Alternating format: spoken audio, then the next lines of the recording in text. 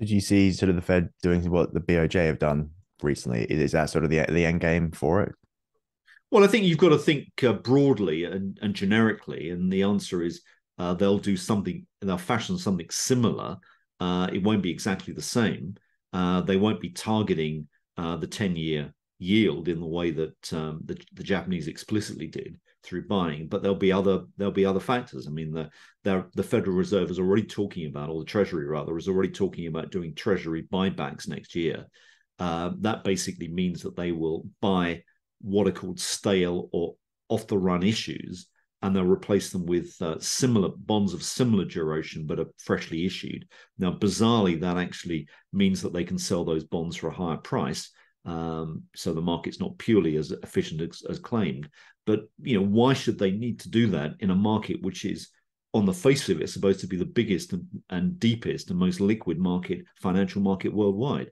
I mean, it's a head scratching moment. Why are they doing this? And basically, they're trying to improve liquidity in the markets. What are they also doing? They're basically forcing the reverse repo tranche, which is a pool of, if you like, stagnant money at the Federal Reserve, non-circulating cash held on the Federal Reserve balance sheet, which is basically money of mutual funds or banks that's held there.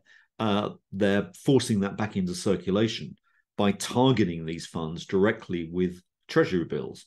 And if you look at the scale of the decline in this reverse repo tranche, again, it's very, very significant. It means that they can basically issue coupon debt without too many worries about liquidity in the system. Liquidity is improving because of that rechanneling of funds back into the system. So there's a lot of manipulation currently going on behind the scenes.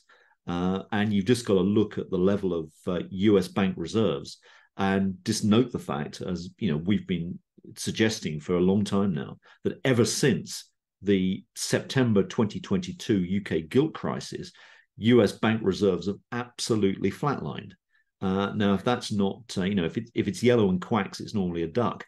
And this looks like, in finance speak, a duck.